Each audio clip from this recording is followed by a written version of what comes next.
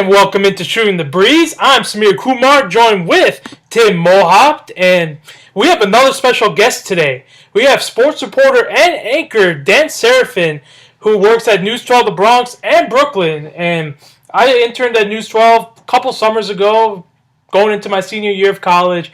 Dan Serafin's always been a major help to me, whether it be seeking out critiques on the side, heading into my demo reel, or even on the field. He'd always give me an opportunity. He always made sure that I would get a chance to add to my reel or get some experience out in the open, and really just also going into many different parts of the Bronx and Brooklyn, whether it be some high school baseball game or some local charity event. And also, more importantly, we got to go to the Yankees games, and I had my own very encounter with Mike Francesa there too.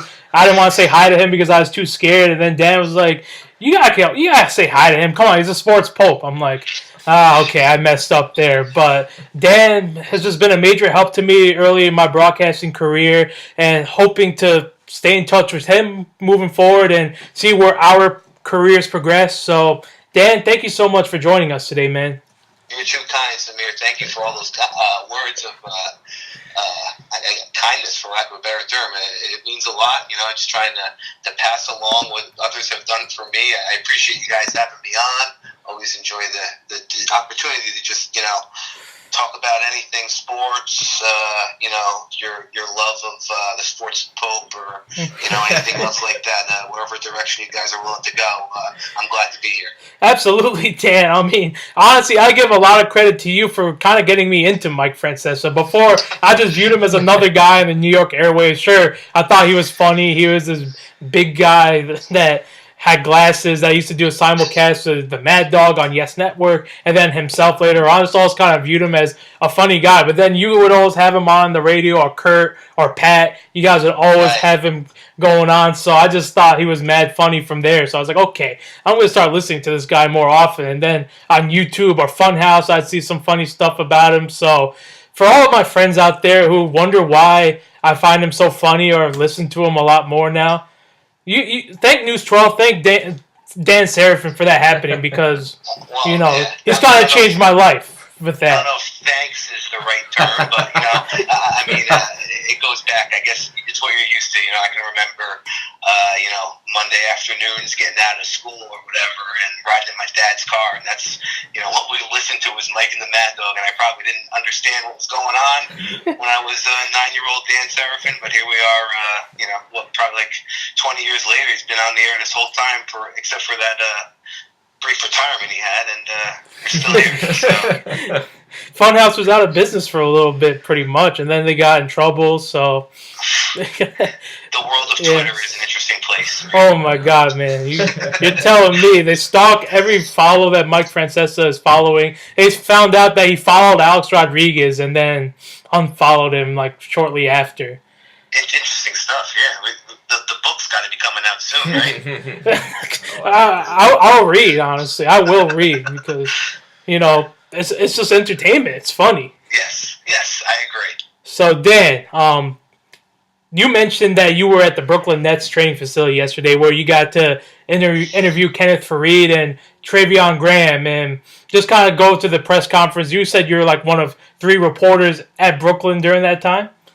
Yeah, it wasn't, not a lot of media presence there, but, the interesting thing about Kenneth Fareed, I think, is that, if you rewind things a couple years, you're talking about a guy that was looked at as probably one of the biggest up-and-coming, frontline players in basketball. Here we are 2 years later, and he's kind of just an afterthought trade in the middle of the offseason that not a lot of people were talking about. His last couple of years in Denver didn't really get the minutes that he had in his first few years. He addressed that yesterday, talking about it was just kind of a difference in style. They were changing the ways they play, and certainly if you've seen Fareed play, you know that he's, he does a couple things, and he does them well. He rebounds, he hustles, he plays defense, and he's very good at all those 3 things. But, if you've watched the NBA recently, you know that those aren't the top 3 priorities for very many teams. maybe Brooklyn's a good spot for him. I know Samir is a big Nets fan, Yes. following Nets games constantly, and you know, you think of guys like Spencer Dinwiddie, Yogi Ferrell, even these guys that are borderline NBA players somehow get to the Nets and they become, you know, solid players, starters in Spencer Dinwiddie's case. It could be the perfect landing spot for Fareed as far as rejuvenating the career and getting back to a place where he's a solid NBA starter from here on out. I agree. I mean, Kenny Atkinson, rather, has also just been a wizard in terms of player development, as he touched up on. I think D'Angelo Russell himself is in the right situation to kind of get his career right back on track in terms of where he needs to be. And also, Jared Allen has also made some fast development in Brooklyn because of the wizardry of Kenny Atkinson. I think as well, Kenneth Faried has mentioned that he's trying to add a three-point shot in his arsenal. He did. He talked about that yesterday, actually. He said, don't be surprised to see me try to do that. Now, obviously, Kenny Atkinson, like you said, I think you called him a wizard. You know, he's the one that got Brook Lopez to a spot where now he's a three-point threat in L.A. or wherever he ends up after all this off-season movement goes. But, yeah, the interesting thing to me is the Nets, yes, they've proven that they can take these guys, like we said, Yogi Ferrell, Spencer Dinwiddie, you know, Trevor Booker, even when he was on the Nets, guys you know don't think very much of maybe at one point in time as far as NBA players, and move them up to that next level where they're, you know, bona fide players, in some cases starters. They can do that. The Nets have proven that they can do that. But can they take the guy that's maybe you know, the sixth man on your team, the seventh man on your roster, maybe even the fourth man on your roster, and turn that person into a superstar? That's the thing that's going to separate them from being, you know, one of the also rans or the 10th best team in the Eastern Conference, or even maybe the 8th best team in the Eastern Conference, and turn them into a real contender. They've got to take one of these guys. I don't know if it's Alan Crabb, I don't know if it's D'Angelo Russell, but they got to turn one of these guys into an all-star caliber player. Hey Dan, I'm stepping in here because this is Samir's segment with the Nets. I mean, he's going to be the one that you know, and he'll elaborate on this in a minute. But you know, there's a lot of talk and a lot of buzz coming up for the next you know, year or so, heading into 2019's free agency about the Nets and some potential, obviously, big names that they could be recruiting. But you know, for the here and now, and you talking about, you know, Kenneth Faried and him being a guy from Newark, New Jersey, obviously, that, you know, probably grew up right there watching the Nets play. Is there kind of a sense on this team that's kind of been retooled and building up over the last couple of years with some of these younger guys that maybe bringing in a guy like Faried, who's practically a local? I mean, you can't say it anymore now that they're in Brooklyn, of course, but I mean, still right, you know, in the backyard, so to speak. For him to come in and let's say he gets off to a quick start here, does that, you know, I don't want to say buy-in because some of these guys already are, obviously, but just in terms of again, kind of creating that, I want to, I guess, phrase it as an attractive place to play, you know, kind of creating an environment, just adding to it, you know, being what Brooklyn has been in the last couple of years, but helping further them along is kind of, hey, look, here's a guy who's fully bought in. He's been a veteran. He's been, you know, as you mentioned, with Denver for a long time, seeing his role kind of reduced. But if he were to have some kind of revival here in Brooklyn, playing, you know, basically where he grew up, you know, what kind of impact does that have for the Nets moving forward? Again, if he's able to get off to a nice start here in 2018. Yeah, I think that's more of the direction that they have to think about going in. You know, is Kyrie Irving going to come to Brooklyn to, you know, after perhaps leaving Boston this offseason? I wouldn't say I'm confident that such a thing was going to happen.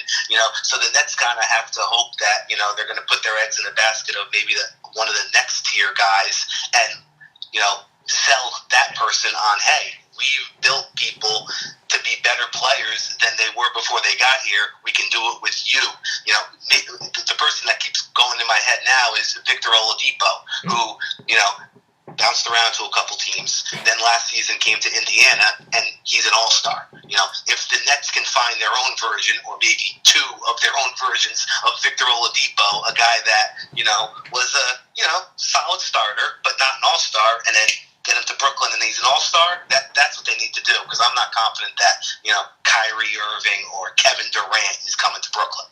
You mentioned Kyrie Irving and Kevin Durant. I don't think that's likely because Kevin Durant is probably going to stay in Golden State, trying to get some more championships. And Kyrie, as much as as much as Kyrie says he wants to come to New York, he did grow up a Nets fan and idolize Jason Kidd. I do have to give him that. But there's also other rumors out there. He wants to team up with Jimmy Butler somewhere in the Eastern Conference or come to the Knicks eventually because of his proximity to his Jersey roots. But those two, I guess, seem kind of unlikely, even though I am going to hold out for Kyrie Irving coming to Brooklyn because I'm a Nets fan. I root for these things to happen, and then at the end, I just get a knife stabbed in my heart because I wanted LeBron James to come to the Nets in 2010. I vouched for that. I spoke that into existence as much as I can, and what do you know? He teams up with Dwayne Wade and Chris Bosh in Miami. But having said that, there's also rumors that Kawhi might end up in Brooklyn. What do you think of that?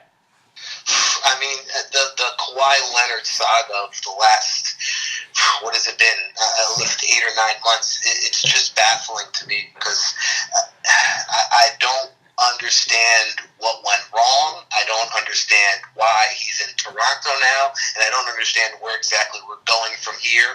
I mean, to me, Kawhi Leonard seemed kind of like the perfect San Antonio Spur.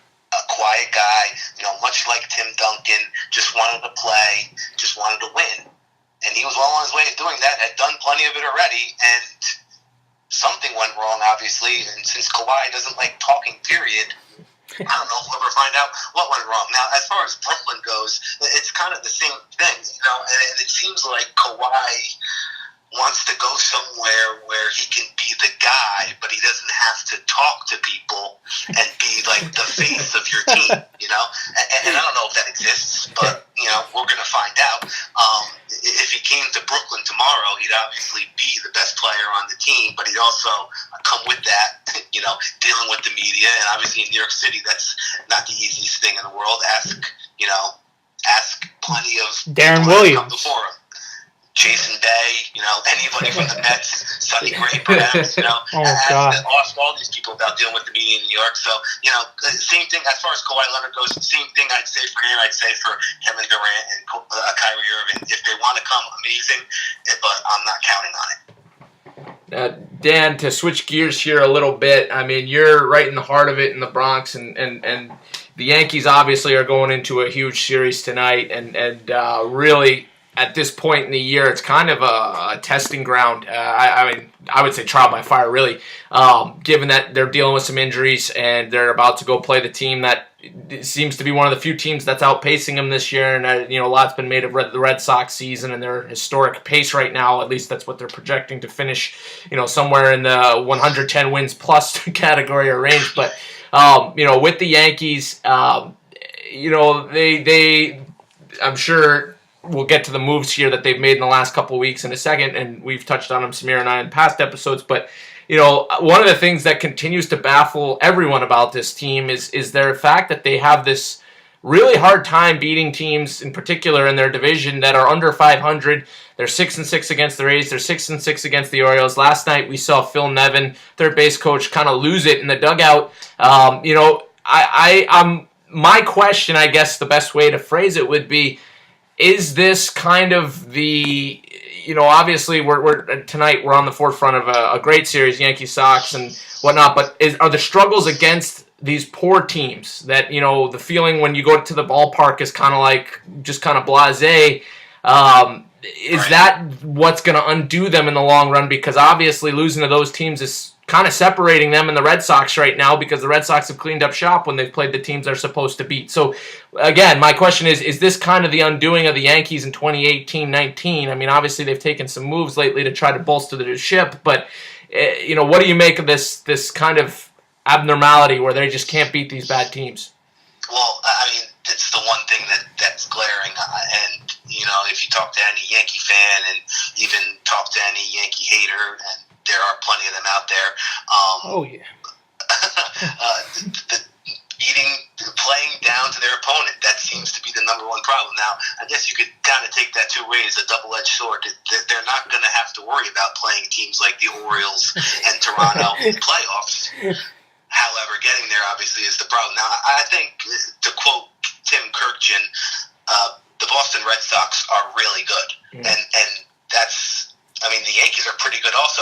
The thing about the Yankee season, though, I just think it's unavoidable. No matter, yes, it's going to be a great weekend of baseball, hopefully, and a nice stretch down to October. But I just think we're headed unavoidably to the Yankee season coming down to one game, the wild card game. It's what is going to be the difference between whether this is all a success or a failure. No matter how well they play, or I guess they could play themselves out of it poorly, but I just don't see them catching Boston. I don't see them winning the division. So I think if you want to start lining it up now, if you're Aaron Boone, make sure you get who you want to get to pitch that wild card game, and that I think is an interesting topic of who would pitch this one game playoff, because your ace. We remember how he did in the game last year. It didn't go very well. No. So I just think that it's not irrelevant, because I don't want to say any part of the baseball season is irrelevant, but that's where we're headed, and I don't know exactly who the opponent's going to be, but it's all just going to come down to one night, whether it be in the Bronx or somewhere else, and I could see the Yankees beating Boston in a playoff series. I just don't know if they're going to get there. Absolutely, Boston is just on a roll. The Yankees are not playing their best baseball at a time where Boston is just on a roll, and Boston's pulling away in that division lead. But this is a critical series between the two teams. The Yankees need to really take at least two out of four against the Red Sox if they really want to at least keep pace in the division. That won't really make a move up in the division, but it'll at least give them a fighting chance to really catch fire down the stretch and maybe make this a closer division battle than we once thought. But how many games do you realistically seeing the Yankees take against Boston here, Dan? I think they have no choice but to take at least two, and I think if they really want to, keep this discussion going for the division, they got to win the series.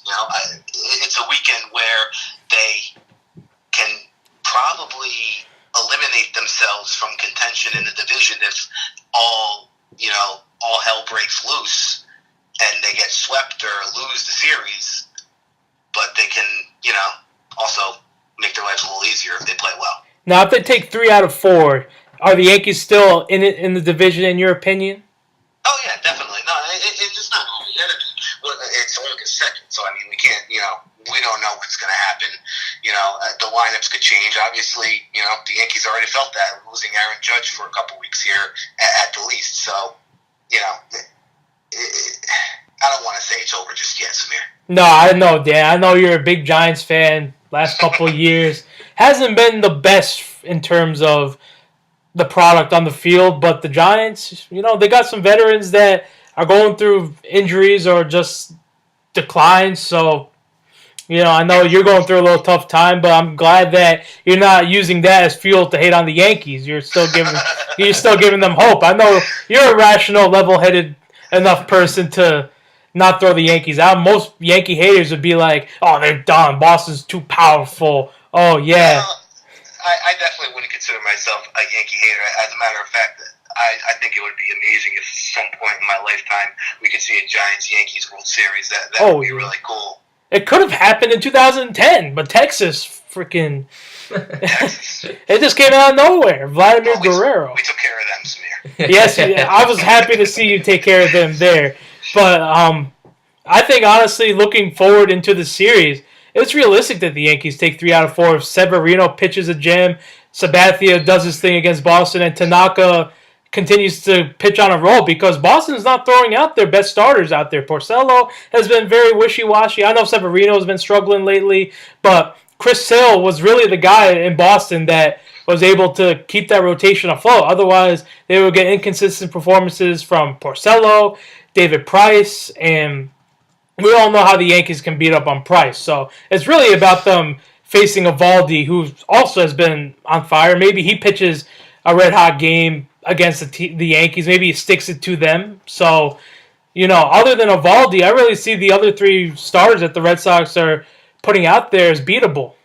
But I know my role here is to not ask questions, but I'm just curious as you guys, what I mentioned earlier, in a wild card game in October, if you're the Yankees, if you're Aaron Boone, who do you feel most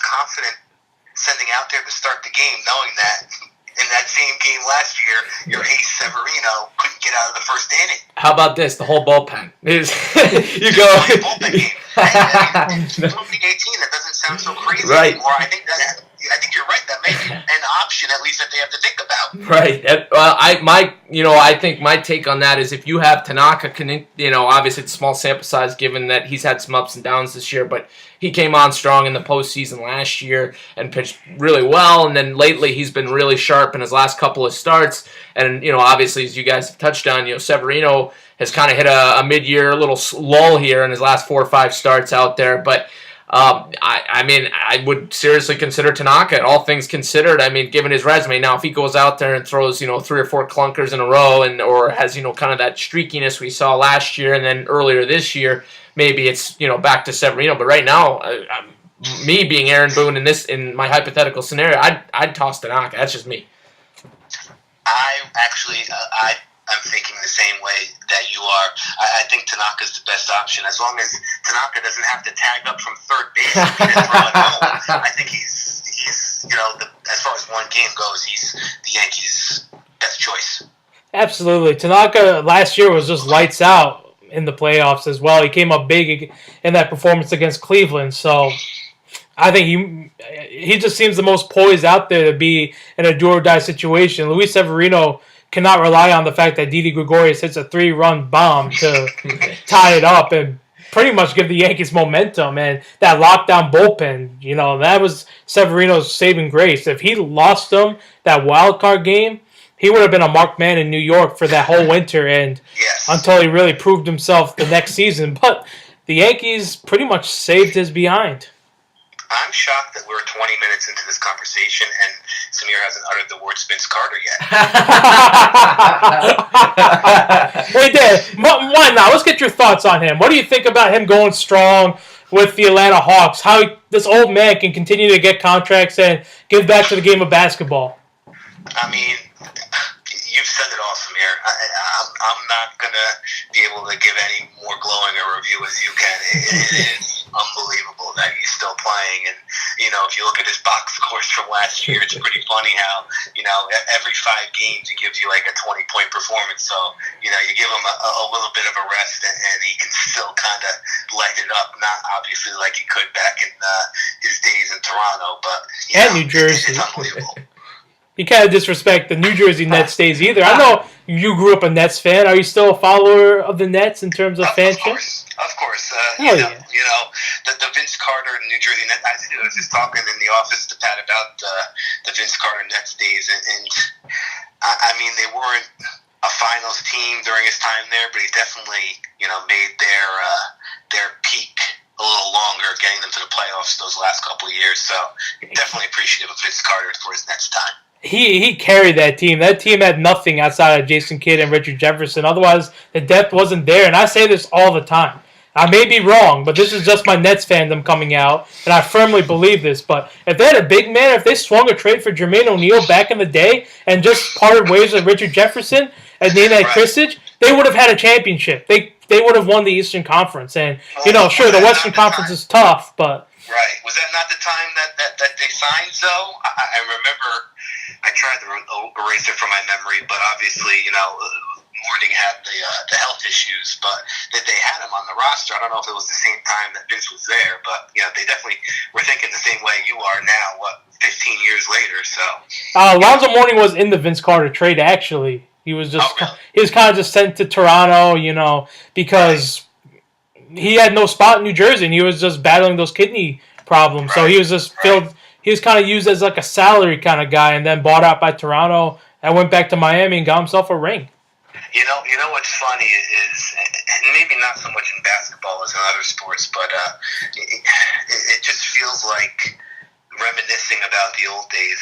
I watched a program on MLB Network a couple of weeks ago during the All-Star break, and they had the 1998 All-Star game on, and it was the lineups and the rosters were just unbelievable. It was like batting seventh for the American League was Ken Griffey Jr. and I watched the All-Star game now, and I don't really know a lot of these guys. Granted, I'm probably not following it as much as I was when I was, a 17-year-old kid just eating up baseball constantly. But, whether it be 90s baseball or even, early '90s basketball. It's just I feel myself getting into hour-long conversations with people about these old-day basketball, baseball.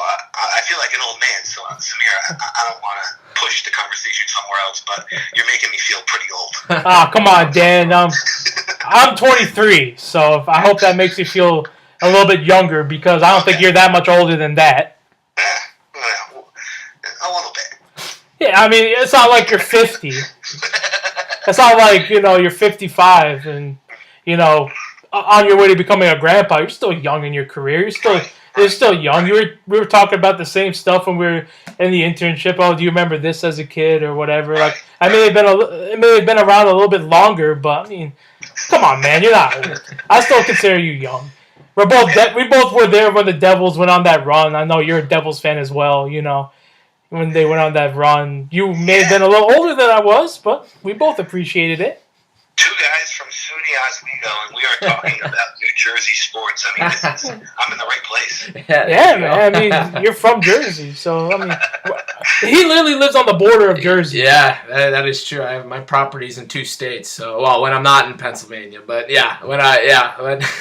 that's hey, nothing wrong with Jersey. I mean, that's I think I can speak for the aims of this podcast is kind of to encompass both, New York and New Jersey. I mean, since there's such a shared market there. But no, I think, in listening to you guys, I mean, one of my greatest faults as a sports fan is that I'm not the best basketball fan. I mean, I certainly pay attention when things get, big and headline grabbing, which is a lot nowadays, and right. Certainly has been a lot down, way back into the, the 90s and whatnot. But no, I think to kind of touch on that, I mean, my dad pulled up, for his nostalgia purposes this morning, he pulled up Barry Sanders highlight reel. So, I mean, that was kind of what I was raised on. Not that I'm a Lions fan or anything, or he's a Lions fan, but just, football in the same way is kind of that, odd reflective thing. But I did want to swing it shortly back to the present here while we still have some time.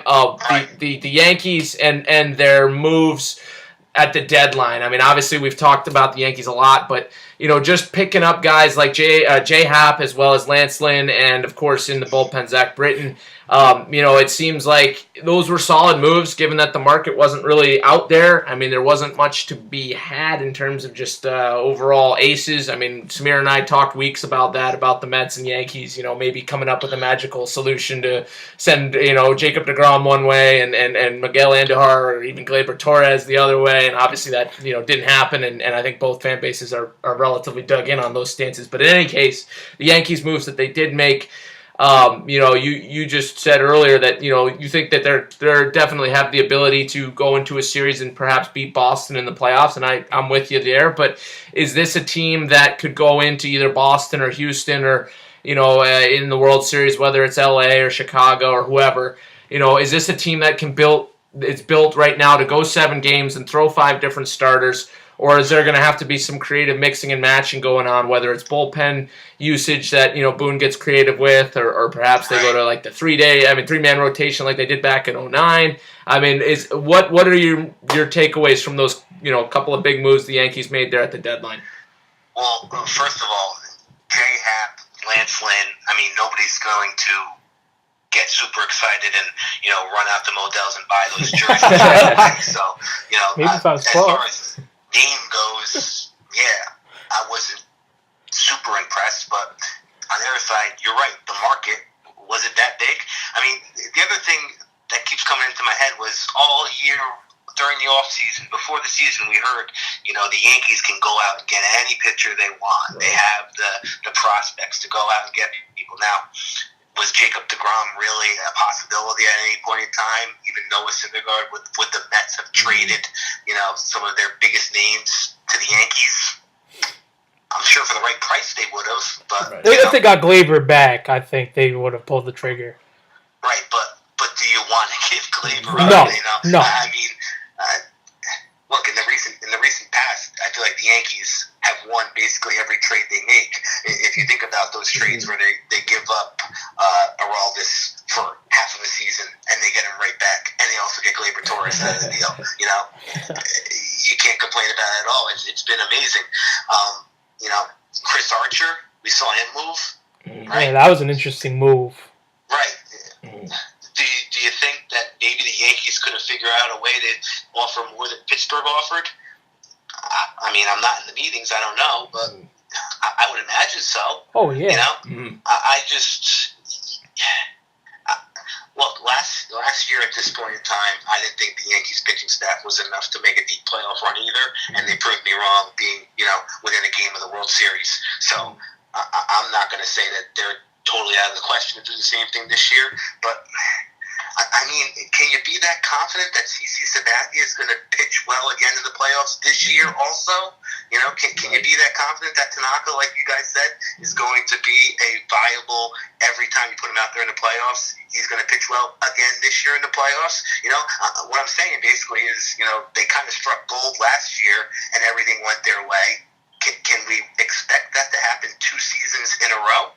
I don't know. I just kind of see CC as the guy that performs in the big spot. Last year he gave you 4 or 5 innings. Sure, the bullpen need to be called at some point because he got in trouble against Houston, but CC will not be the type that gives up 10 runs in 2 innings and puts the team out of it. He will give you something, and he can hand it off to that bullpen that the Yankees have now. So, I mean, I guess you're right in the point where CC is a question mark heading down the stretch, but I think he's still got a little bit left in that tank. I think he's hungry to get another World Series ring on his fingers. So I can see him very well just kind of giving the Yankees at least 4 or 5 innings against these teams. I don't think he can go full, complete game. I don't think he can shut down the opposing team, but I think he can give you a little bit in the postseason. He won't give you the CC of old, but I think he's still good enough, at least for this season, to give the Yankees a chance. It's just so hard to, forecast tomorrow even in baseball. I feel like, just ask the Mets when they were 11-1 how things are going to go the rest of the season, and nobody would think it was this. This baseball is just such a strange game that I just feel like even if we have this conversation again on October the 1st, there's no way of confidently saying one way or the other. Obviously that puts us in the media out of business or in a terrible spot, because that's kind of what we're paid to do, is kind of make these forecasts. But, the Yankees lineup at the beginning of the year, I didn't think Boston had a better lineup than them. Up and down, there was no weaknesses in the Yankee lineup. It's just funny how things kind of shake out and where we get to eventually in the fall. It's all about staying healthy down the stretch and which teams get hot. If Aaron Judge somehow does miss the postseason, that will definitely, huge. That'll be such a blow for the Yankees because of what Aaron Judge can do, not only offensively but defensively. He saved the Yankees a few runs in that Houston Astros series. So, it's just pretty much about staying healthy. Which team's the healthiest, which team's the hottest, and both teams are competing in that, it seems, too. Who can get more guys on the DL and still win? His sale has just been unbelievable, and then next thing you know, he's injured too. I don't know how much of that is just let's save him for when we really need him, but these pitchers, even it just makes you worry no matter what.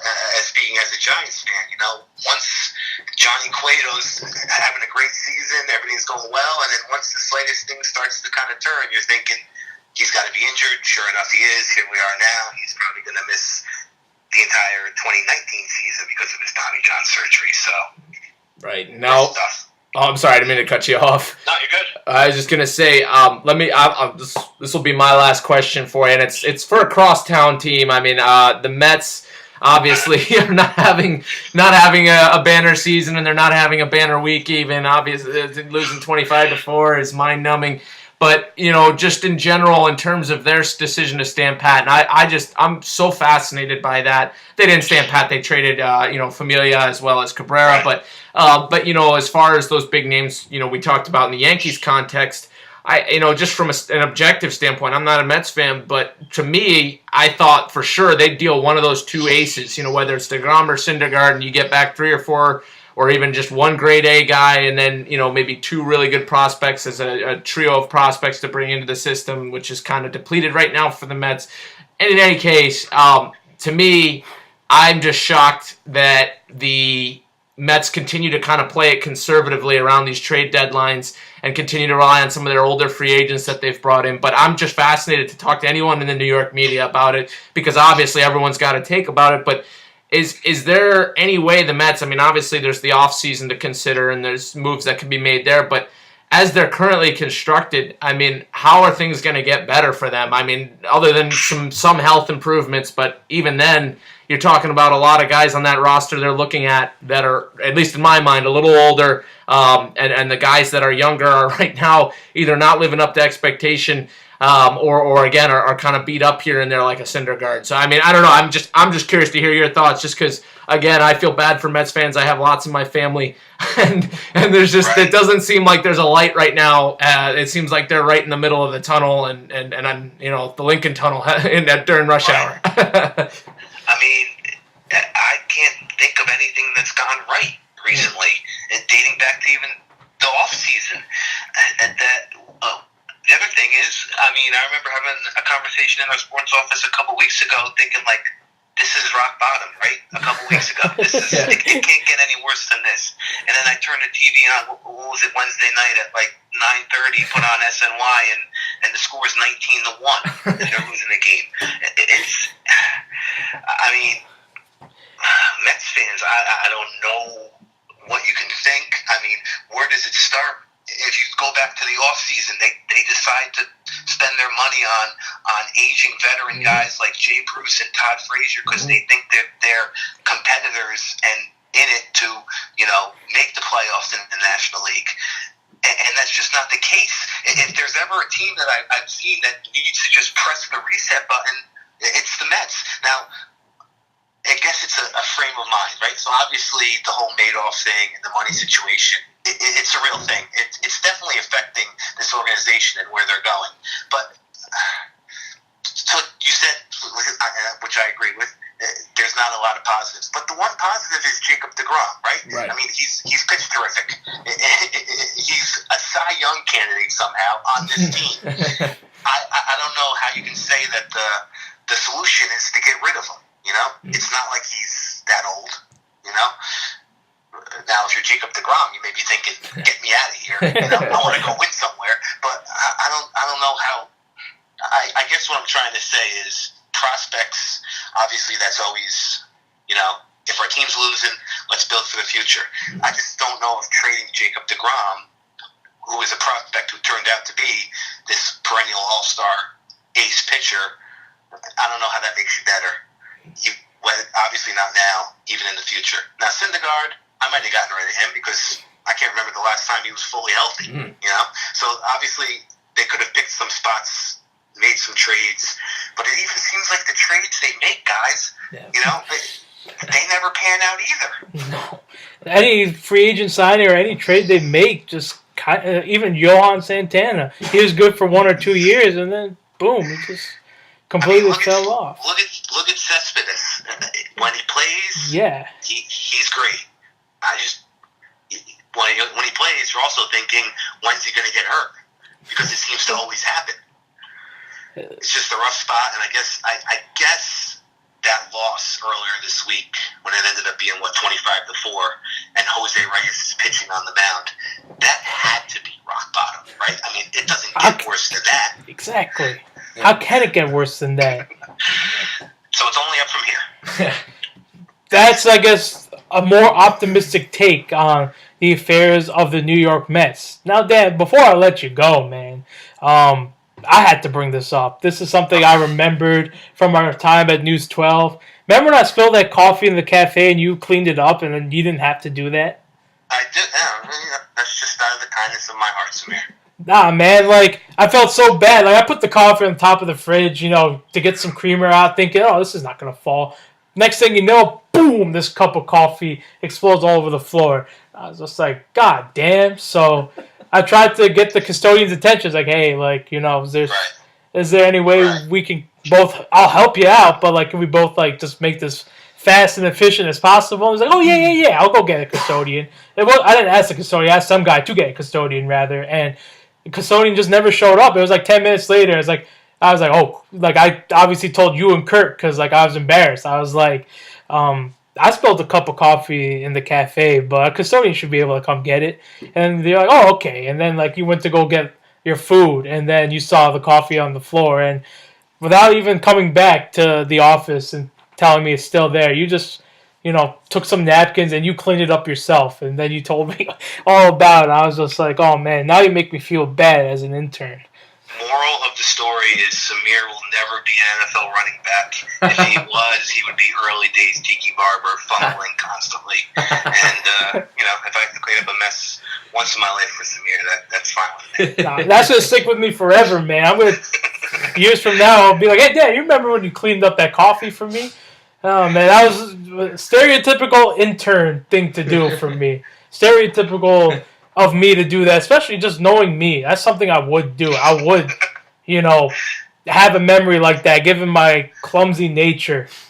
And you did. And yep, and that's something that will always stick with me forever. But to your credit, man, like you were just like, no, I like you. If I didn't like you, I would have came back to the office and I would have made you clean it up. I'm like, well, I didn't know you liked me that much, but I appreciate it. Well, I don't know what else internships for. Hopefully, you got a little bit of knowledge about what we do around here. Oh no, you gave me more than enough, man. As well as a lesson in, just keep the tight grip on that solo cup of coffee. Yeah, I'll keep that. I think I learned that more than anything at News 12. Right, I'm just kidding. No, in all sincerity, in all honesty, you, Pat O'Keefe, and Kurt Zemder, you all were a great help to me, News 12. You guys always gave me a chance to do a stand-up even when things got tight, and you guys were always there to give me constructive criticism, had me do multiple takes, more takes than I should have, but you guys stood there patiently so that I can add something good to my demo reel and the mock sportscast at the end of the internship. And just not only that, just like giving me a chance to produce a little bit and write your stuff. I remember when the Yankees and the Mets were on their way to playing a Subway Series game, or series rather, you had me write a little recap for the story, for your newscast rather, about the game, and you told Pat O'Keefe that I didn't have to edit anything. Samir did a good job. And I was just like, man, you don't have to make me look good in front of Pat. It's okay. I can look bad. I can look like an intern. I don't need you to make me feel like I belong in this business already. I need to learn. I'm glad that you got something out of it. I enjoyed the conversation today, and Absolutely. I hope that you guys will have me back maybe 15 years from now when Vince Carter finally retires. And can add a little bit of retrospective on his career, because I'm sure Samir will be completely hogging the conversation the day that does actually happen. Oh yeah, no, I'll be talking nonstop. I'm gonna be like Mike Francesa that day. Honestly, I'm gonna cut the callers off. I'm gonna cut you off and won't let you speak. He'll be like, wait a second. And then I'm looking forward to that day. And then Andy Penn is the starting pitcher. Dan, thank you so much for coming on, man. Thank you, Dan. I really want you to come on in the future. Like, obviously, I don't expect every week from you, but I would love to have you on in the future, especially when things come down the stretch for baseball. I enjoyed the conversation, so absolutely. Thank you so much, Dan. Thank you, Dan. Have a nice day. All right, Samir. Yep. All good? But actually, one more thing. Whenever you're free, man, we would love to, just kind of pay it back. We'll take you out for lunch or coffee or something. Okay. Absolutely. When you're... yeah, absolutely. If I get some free time, definitely. If you guys are ever around here, Bronx or Brooklyn, give me a shout, and we'll see what we can do. Absolutely. Or maybe the city, Manhattan, but probably Brooklyn or Bronx. Yeah, definitely. Yeah, absolutely. We would, stay in touch and just go from there, really. Sounds good. All right, Dan. Thank you so much, man. Yeah, man. Nice meeting you. Nice speaking Thanks, to Dan. you as well. See you later. So that was Dan Serafin of News 12 The Bronx and Brooklyn. I was not making those words up. Dan really has been a big help for me early on in my broadcasting career. Always there to give me constructive criticism. Sorry, I'm just speaking too much. On all my work, whether it be my demo reel, package I did at college, or anything, he would always be there. Last day we were joking around because he was there with me for after A-Rod's retirement. game. That was his last game. We were there for the pregame stuff, the press conference on the field. Got to experience all that. We didn't stay for the game, but we went back to the office and we were just watching Francesa clips up until he was ready to go on air. That was one of my biggest memories. And then from there, he was like, "Here's my business card. Do not hesitate to reach out to me. I'll always be there to offer you criticism, any advice you need." He told me that straight up, and he was just saying it was a pleasure to work with you, and that just made me feel good being an intern at News 12. I had to travel all that way to the Bronx, but I wouldn't trade it for the world. He was that much of a help. Well, that's awesome. Yeah, no, and that's the thing is when if anyone's a college student listening to this or even post college, it's big getting the internships. It's that's where you learn. I mean, that's the thing they tell you where we went to school at SUNY Oswego. They tell you day one, you're going to learn from hands-on experience if you're going for broadcasting, if you're going for communications, regardless of sports or news or wherever you're going. You got to get your hands dirty. You got to go out there and do things in the real world. And internships, I mean, they're even if you hate them, you're going to learn something from them. And I think speaking for myself, where I was able to go and get some of that exposure, it's always been positive for me. I mean, there's certain things that you figure out what you like and what you don't like to do within a job, but that's what it's for. You find out, if you're not sure exactly what you want to do, it gives you an idea. And when you have guys like Dan who are willing to help you out, who are willing to go that extra mile for you, that's really, really strong. It's great. It's great. And that's the type of person that you like to associate with in this industry, and that's the type of person that you hope that you can be one day if you can get to that point where you're in a position to help some up and comer. So yeah, no, I mean, and Dan was great. I mean, he gave us, I think, about 45-50 minutes there of good stuff. And Samir, I'm curious to get your thoughts here before we go off the air ourselves. Just some of the takeaways I had from him, from what he had said. I think, again, I don't really dispute much at all of what he was saying about the Yankees. Before we get into that, though, if anybody's in the Bronx or the Brooklyn area or really the Hudson Valley and you want to get into this business, if News 12 the Bronx is offering an internship, apply. Go for it. These guys are going to help, and if you need a reference, if you need somebody to talk to these guys, reach out to me. I will put in a word. There you go, and that's again, getting the hands dirty. That's the big part, and not too many better places to do it than in the Bronx, right next to in the shadow of Yankee Stadium, near the Barclays. You can go right down the street down to any other part of the Manhattan as well. But a lot's going on there. So again, if you're in the New York City area, you're going to be working hard, and you're going to be working on some cool stuff. Even before we got on here, we were joking that this summer's been an interesting one, especially in that area.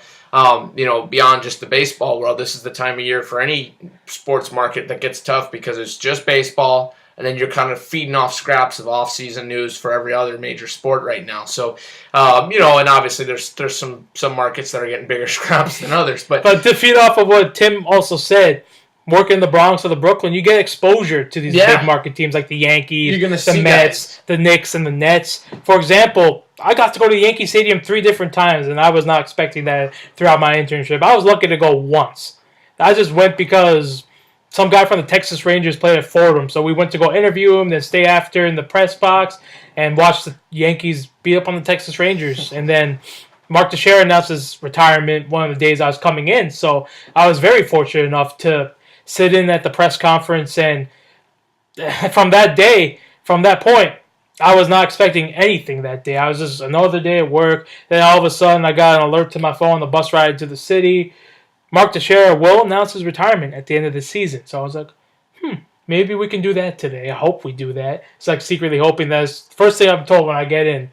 Change of plans. We're not doing your sportscast today. We're going to Mark Teixeira's press conference. I'm like, neat. I can do the sportscast another day. So from when we went to the press conference, I was already I'm not going to lie, I was a little starstruck just to see Mark Teixeira in front of me. But then all of a sudden, Didi Gregorius sits on my right. I look upwards to my right.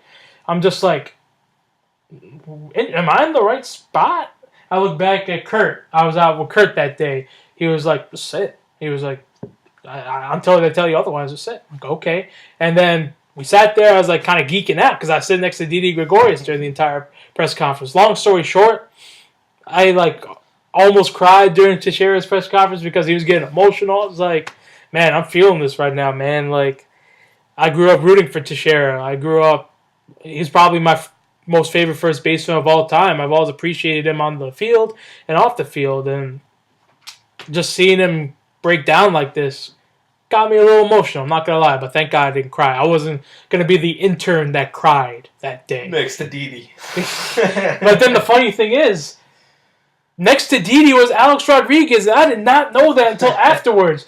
Kurt goes to me. He's like, you know, A-Rod was sitting next to Didi, right? I was like, no, I didn't. Like, I was just so starstruck sitting next to Didi, and I didn't see A-Rod. He was like, well, you were sitting next to your boy. He was like, number 13 on the field, number 1 in your heart. I'm like, you know, I love A-Rod. I will always stand up for him. Yeah, sometimes, I mean, granted, you were probably blocked a little bit. I sat next to Danny Briere through a whole broadcast because he was sitting in the seats being Mr. Incognito watching his son play, and I understand that completely.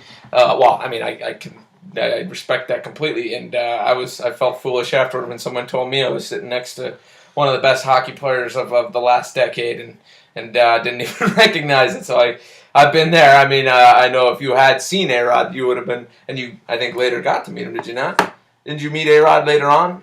Earlier on, actually. I met A-Rod, like, I held the mic up to him. Yeah. Funny thing is, it was Hope Week, so there you go. Well, you I still got to meet him, but like, you go to his club in the Bronx, you meet A-Rod, you meet Didi, you see Mark Teixeira, and you get the whole experience. And one question I asked A-Rod was, are you going to pursue a career in the arts after this? And he started laughing. He's like, no, I will not be. But you know what? He knew it was a stupid question. He knew that I had to ask a question because it's Alex Rodriguez, man. Well, that's the thing. Yeah, internships will get you that opportunity. And and it is what you make of it. That's what it always is. You can't, if you go there, you don't talk to anybody, or you don't ask any questions, and you just kind of half-ass it, then you're not going to get much out of it. But you go there, you work hard, you keep your nose to the grindstone, and you're pleasant with everybody, and that'll start to get you places. But Samir, I do want to get your final thoughts here on the things we did speak about here, and I just want to do a real quick list of notes, bullet points real fast. I think one thing that did stand out to me is Dan mentioned it. Luis Severino right now is going through a turbulent time in his season, and there is some question, I think, at the moment as to who you would throw out in Game 1, and I really do believe if Tanaka keeps on his track, it's hard to say no to him. Now, if Severino rights the ship, more than likely I think it's going to be Severino. Right now, I'm not panicking. If I'm a Yankees guy, I mean, being a Yankees fan, but obviously if I'm in the Yankees clubhouse, I'm not panicking. I mean, guys go through this type of stuff, unless it's, and we haven't heard anything related to it. It doesn't seem to be injury-related or that he's favoring something. And it always could be being hidden. It could always be he's disguising it well. But until I hear that, I'm not panicking because Luis Severino is a tremendous pitcher. His stuff right now isn't his best, but I think by the end of the year he's going to get it right. But I think that was interesting. I think the idea that the Yankees have the team to make a run, but it really does reiterate the point of health. I mean, you talk about that any team in any sport, but the fact that Aaron Judge is dealing with a wrist injury, it's unpredictable how well he can come back. Now, the timetable is pretty favorable for the Yankees, but I'm very curious to see, and this is something we can delve into in the weeks to come. If he struggles out of the gate, and is hitting 160 for 2 weeks or 3 weeks, do you risk shutting him down again? If it's soreness or if it's something that's contributing it to the issues, that's something to keep an eye on. With the Mets, I think the only thing I'll disagree with is I think is with what Dan was alluding to, and he was playing it to the idea from the Mets' viewpoint. At least that was my understanding. Is I think you can deal DeGrom. I know it's painful, and I know as a Yankees fan I can say that without any attachment. And I'm not saying it just with the Yankees. I think if any team model has worked in recent years, it's been the one that the Yankees have proven, the Astros have proven. You've seen the Cubs do it. It's where you do stockpile those blue chip prospects, and yes, not all of them are going to work, but you can get such a haul. And I'm not saying you have to give up both DeGrom and Syndergaard because you want to be stuck with an ace. But even a guy like Zach Wheeler, who's pitching really well up until the deadline, could have fetched you something, and they held on to him and kind of go into next year with very similar circumstances unless they pull a move in the winter. To me, from the Mets angle, again, I just don't get it. I don't get it, and I understand the Mets fans are don't get it necessarily per se either. That not necessarily that they disagree with not trading those guys, but just in general with the Mets front office and decision making, it's been under scrutiny for years and years and years. But I feel bad. I don't see any sign of improvement right now until the Mets make some changes. So Mickey Callaway getting fired to me is not enough. And he stepped into a tough situation, but obviously I think things are going to change in the off season. Maybe I'm wrong on that too, but that's something to keep an eye on. And then with your Nets, Samir, I think the biggest thing for me next year is again, not being the best basketball fan, and I'm working on that. Again, not just Kenny Fareed, but if that team can get off to a fast start, Kenneth Fareed, if they can get off to a fast start, I think that lends itself more and more to say, hey, this is how you grab Kyrie's attention. This is how you grab Kawhi's attention. This is how you grab Kevin Durant's attention. Now, I'm not saying, all three of them or two or three of them, but even one of them, if you can push your way into relevancy by putting together a strong season, it doesn't mean you're going to be making a run at the Eastern Conference title. It's just if you can exceed expectations and you can get off to a start that grabs some headlines. Because right now, let's be honest, New York basketball is not in a great spot. I mean, the Nets are on the come up a little. Right, but that's what I mean. Is in the last couple of years, New York basketball has been only in the headlines for the wrong reasons. Typically, you'll hear some good human interest stories here or there. But for the most part, it's been negative PR, and people have largely just dismissed New York basketball for the last couple seasons. Now, if the Nets can really get out to a good start here, I think that's again, Kenneth Fareed can be part of that, where he can go out and be a player, maybe catch back into, catch some of that fire he had. Again, he's not that old. He's still in his 20s, late 20s, but, he's still productive. Right, and again, Dan mentioned it, this is a guy who does what he does well. You understand what he does, and he is trying to grow his game as much as he can, maybe add a three-point shot.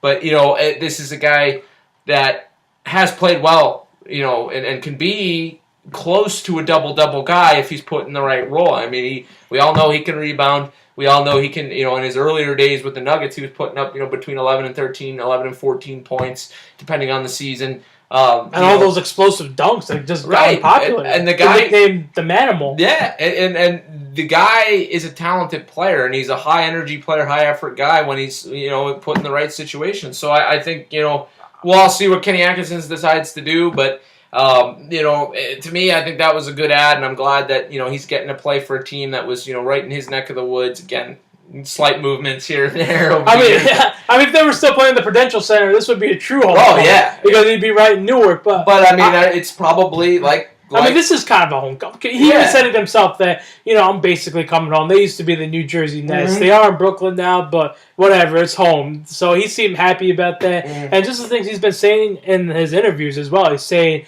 I have been the same player. Nothing has changed. I just haven't been getting the minutes. Denver want to go in a different direction, but I still bring you what I bring you. I bring energy. I bring rebounding. I bring those explosive dunks. And he even said himself as well, he sounded very confident but not cocky in his interview, which I love. He knows the strengths he brings. Mm-hmm. He had people in Denver chanting, "We want Manimal." Mm-hmm. He said that. He said he brings that vibe out on the floor, which he does. On a dunk, he'll have a nice slam, and then that'll get the energy of the arena up. That'll get his team back on defense in a hurry. Kenneth Fareed as well is just a very likable guy. He's a fan favorite. His dunks have made him a fan favorite, sure, but just his emotion, the emotion he brings on the floor, his ability to get back on defense fast with those thunderous blocks and his explosiveness all around. So if the Nets give him some minutes and he truly does develop a three-point shot, he could very well be in that most improved player conversation this year, because Kenneth Fareed can do everything other than shooting a three-point shot very well as a power forward in today's NBA. He's explosive, he can rebound, he can block. Great ad by the Nets. And to also say that he can improve under the tutelage of Kenny Atkinson, is kind of inaccurate in my opinion. Look at DeMar Carroll in Toronto; he was a salary dump as well. He was damaged goods, but he came over to Brooklyn. All of a sudden, he rediscovered this game. Oh, and we got a first round pick out of Toronto. How about them apples?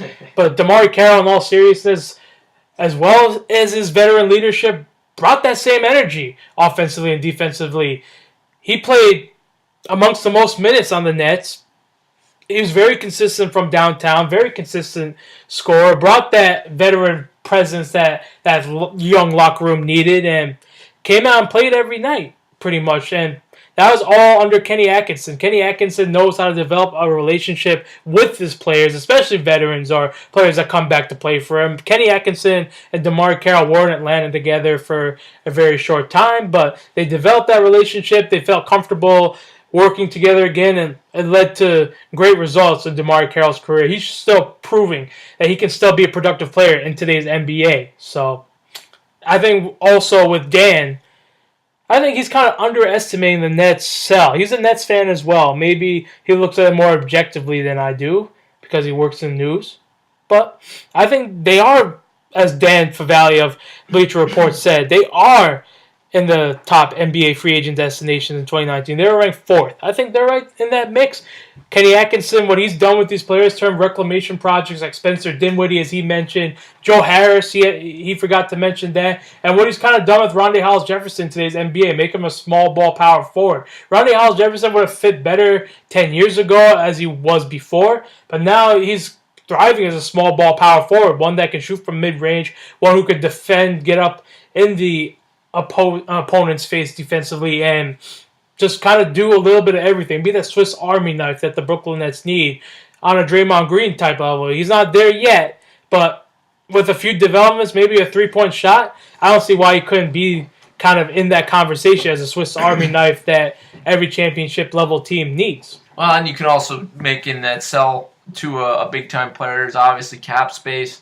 You can make a sell that... yeah, they got 2 max slots open. Exactly, and as well, on top of that, you have 2 first-round picks next year. So, you're talking about assets. Granted, I think the Denver one is protected to a point. Yeah, right? but I think Denver's making the playoffs next year. I mean, at the end of the day, be us. You have flexibility. You have the opportunity to go out there and say, hey, look, not only can we sign you and some other players, potentially 2 superstar players, we could also go out there and get a couple draft picks that could be impact players. Maybe they're situational guys at first. I mean, it depends on where the Nets obviously finish this year with their own pick.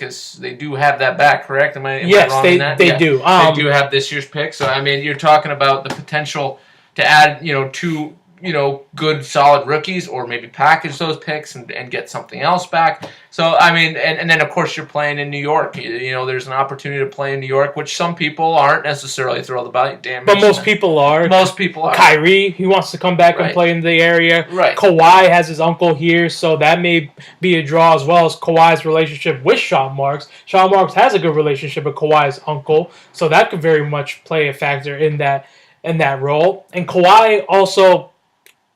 Rather, the Nets have some San Antonio staffers on their staff, so Kawhi's very familiar with all of them, so that could also play a factor as well. And Kawhi have spent much of this past season in New York/New Jersey rehabbing his injury instead of being in San Antonio. The media is making out to be he doesn't like the cold. Well, why the hell is he spending his time in New York, New Jersey in the winter then instead of San Antonio? Stop making up stories. He doesn't speak.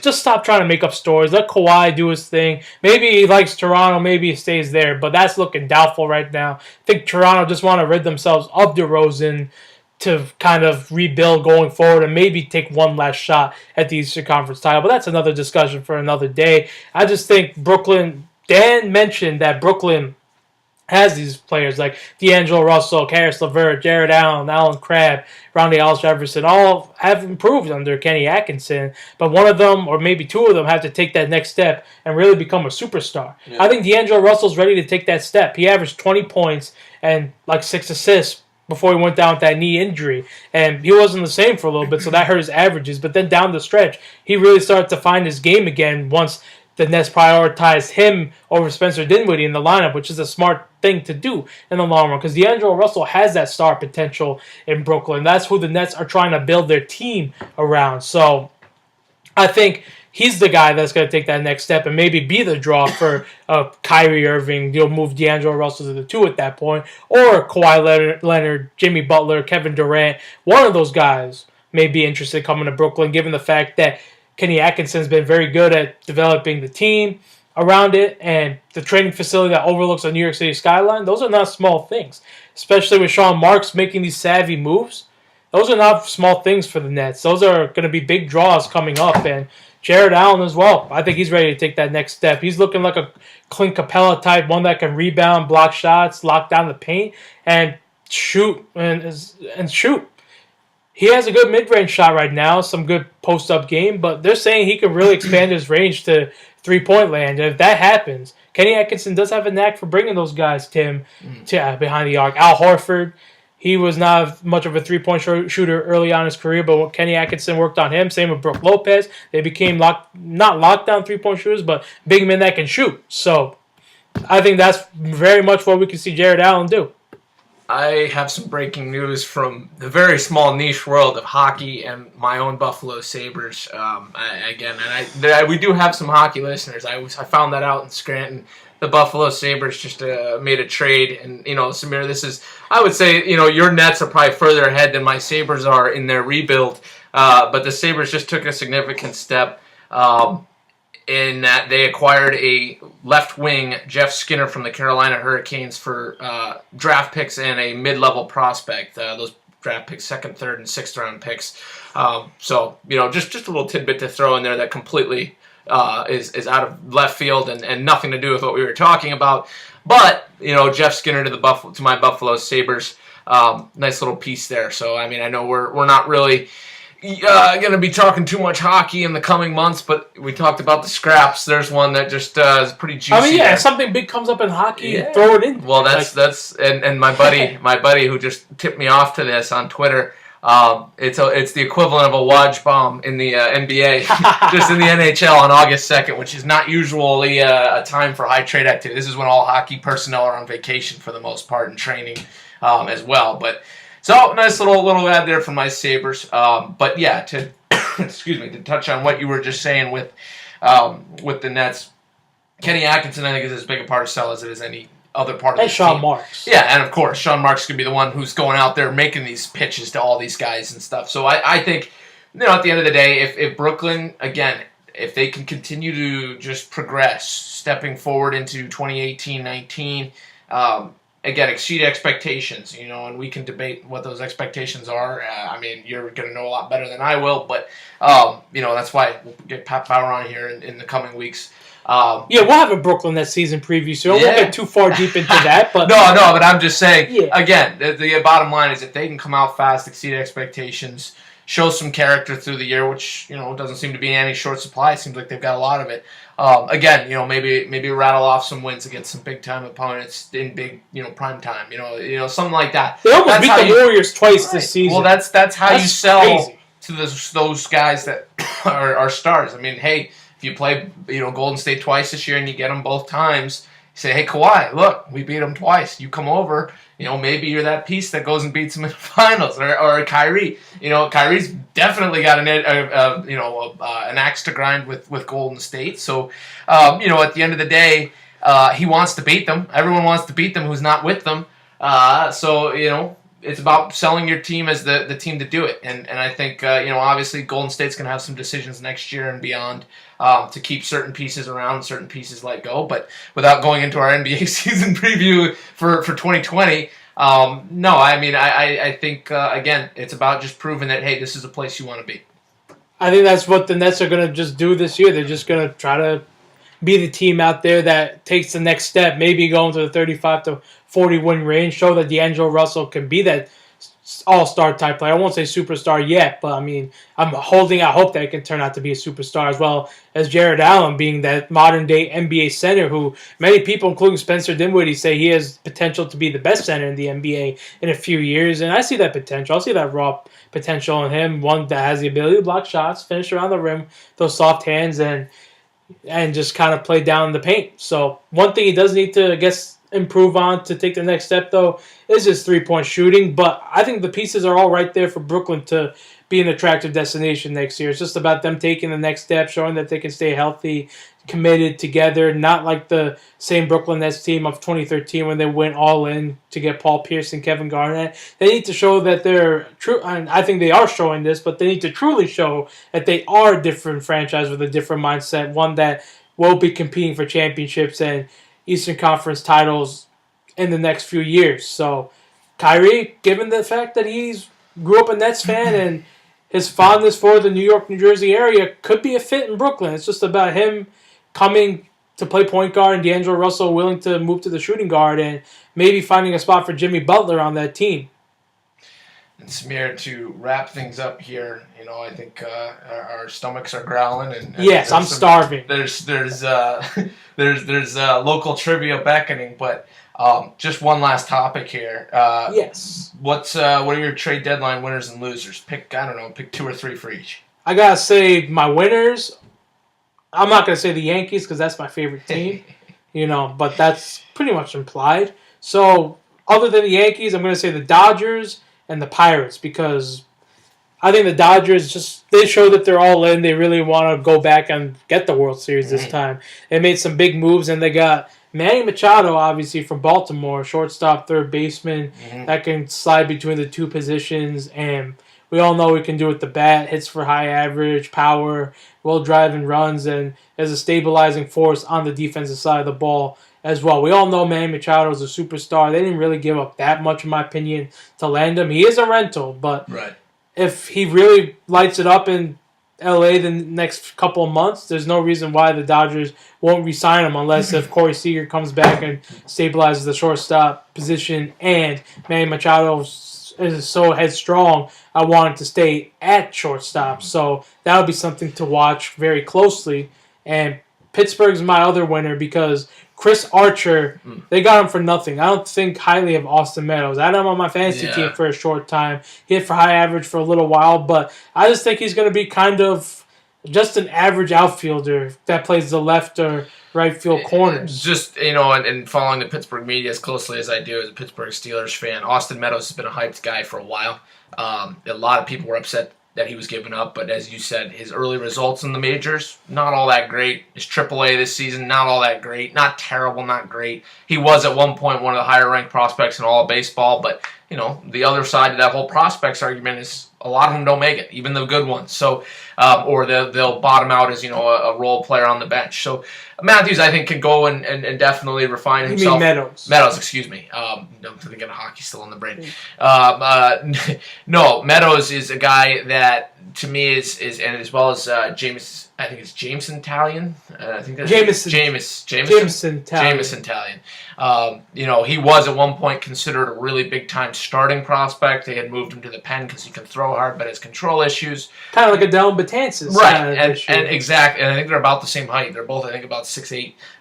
Yeah, I think so as well. Talion's up there, and he was a high draft pick. But I remember that. I think if you're Pittsburgh, people are more upset that they gave up a guy in the offseason, trading him to Houston in Garrett Cole. Why are you going out now doubling back? Well, now the Pirates are contending. They've been red hot lately. They've been red hot. Why not? And the other side of that is the cost control of Chris Archer's contract. Next 3 years, very affordable contract. Pittsburgh is a team that does pay very attention to the payroll, very close attention to the payroll, excuse me. And, makes sense. I mean, is he more than a number 3? Probably not. I mean, but he's a decent number 3 who has potential to get streaky in a good way. Can go on a hot streak. Maybe Chris Archer just kind of needed a change of scenery as well. It's very possible. I mean, you get stuck in Tampa. It's not been great there, obviously. And that ballpark is garbage. Oh, yeah. And Pittsburgh is, they've had their problems, but, at least in the recent years, they've had some limited success, and I say limited. But, yeah, it looked like going into this season, Pittsburgh was selling, from the start. McCutchen gone, Garrett Cole gone. So Pirates fans are kind of being taken for a roller coaster ride, and trust me, Pittsburgh fans, they hate roller coaster rides, and it seems regardless of how good the teams are in that town, they always seem to take them. But with all that said, I agree with you. I think the Archer move was decent for Pittsburgh. Yeah, you lost some good pieces in the offseason, but at the end of the day, you gave up prospects who have been kind of middling, who haven't really jumped out to the starts that were expected of them. Let me give you my winners, and then you can go with your losers, and I'll I got to add one more point to the Dodgers. I kind of forgot to mention this, but they also acquired Brian Dozier, second baseman formerly of the Minnesota Twins. Building up the infield. Yes. That lineup is scary. Dozier has high power, man. Mm-hmm. He gets streaky, sure, but his power is always still there. That's one thing that stays constant. But he also has a knack for really lighting it up down the stretch in the second half after the All-Star break. Just last season, he lit it up, batted .304 with 21 home runs and 52 RBIs past the All-Star break. In 2016, he batted .291. Sure, the average is a little lower, but he had 28 home runs and 56 RBI. So he has a knack for lighting it up down the stretch. So adding him and a change of scenery, maybe he needed a change of scenery as well. And in a pennant race, surrounded by that lineup, I think that was another big pickup by the Dodgers, who honestly I don't think gave up much to land them either. Time will tell, but adding him in that lineup just kind of gives you flexibility. Kind of adds to that lineup. There's multiple players that can play multiple positions. Cody Bellinger, Chris Taylor, Manny Machado. They can all move around a little bit. And Matt Kemp's still been lining up this year. Max Muncy. The Dodgers are just in a good position where they got players that can play multiple positions. You can line them up anywhere, and these guys can get hot. And a lot of protection in that lineup. They're a team to watch down the stretch. They could very well win the World Series this year. They have that talent. The biggest thing I think with LA is that the NL right now is, I think, a half step below the AL because you have Yankees, Houston, and Boston all there. Obviously Houston and Boston with great starting pitching staffs when they're healthy. I mean, Boston's been beat up all year, but they seem to just keep winning. But in any case, that's going to be a juggernaut lineup for the Dodgers. And even when they have to pull guys, and they can pull guys off the bench that are going to be dangerous. So you said it, versatility. My winners start with the Dodgers. If we're excluding our homer pick there in the Yankees, I think they did win. I think it wasn't maybe as big a win as some people were hoping for, but I thought solid pickups and not. They didn't give up any of their top 10 prospects. Exactly. And they got Jay Happ, who could pitch like an ace down the stretch. And he and Lance Lynn in their first action, both very solid. Lynn out of the bullpen. Now he's going back to the rotation. And then the other day, before he got foot, hand, and mouth disease, like everybody in New York, all of a sudden he'll be fine. Yeah, he had a solid start there. So you're talking about the Yankees in a good way, I think. But I like under the radar team, the San Diego Padres. They know they're not contending right now. They traded a couple of relievers to Cleveland, who's my other winner, by the way.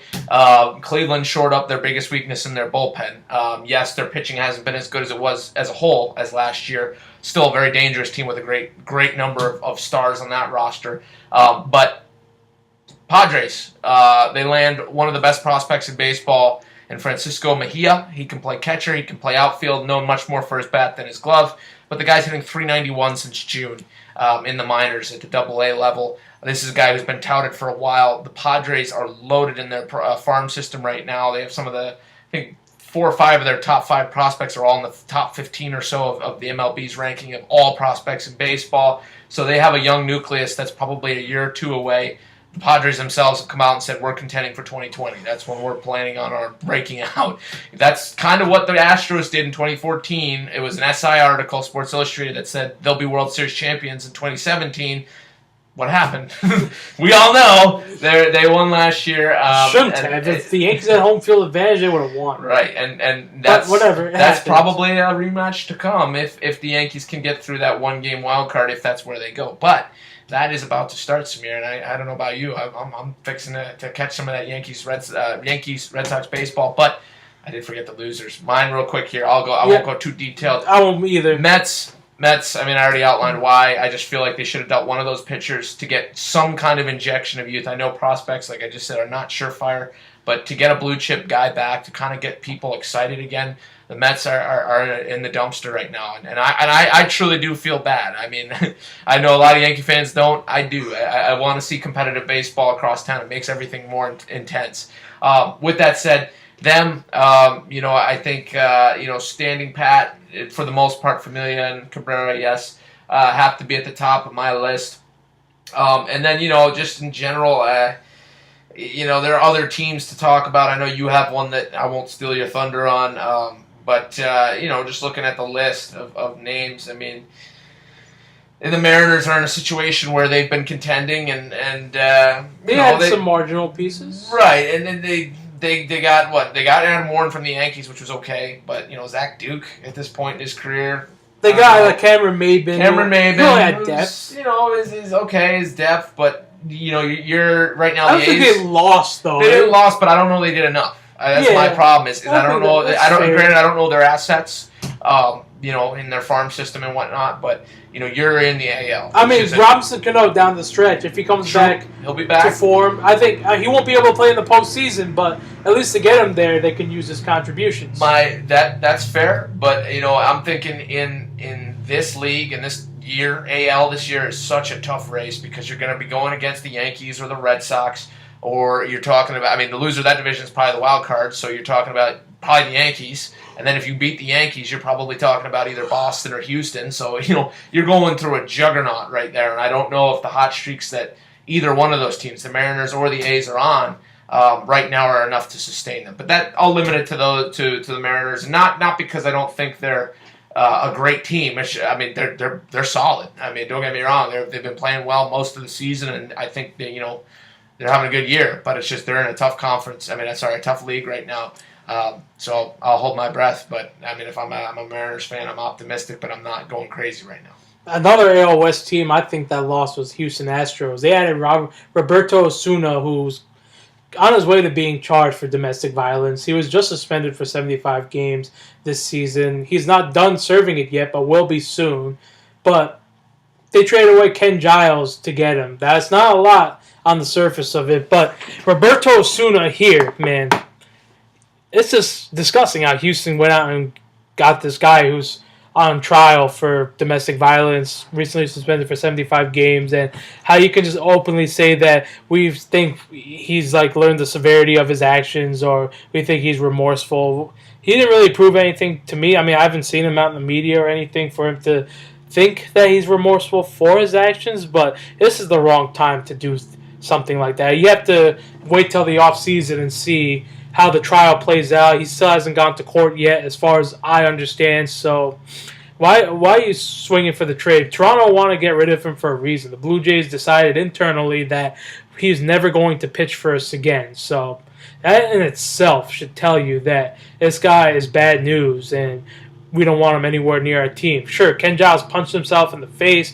He told AJ Hinch, "F you, man," when he's coming off the mound. Sure, that happened, but in reality, I would rather have that kind of character on my team. Someone who I think he hasn't been effective as a reliever this year or their closer whatsoever, but I still think he is not that much worse than Roberto Osuna. Roberto Osuna is not going to be the same pitcher coming off this suspension, or it will take him a while for him to find his groove, and he's going to be under scrutiny for all the domestic violence, the accusations. Well, I don't know if they are accusations anymore. He was charged. He was arrested for his actions in that case. So that's just the head scratcher to me. They could have gone out and gotten Zach Britton from Baltimore and gave up a little bit more, but acquired somebody with higher character and somebody who could fortify that bullpen and really shut down the Yankees. I don't really think Roberto Osuna, speaking from a baseball standpoint, will fortify that bullpen enough to compete with the likes of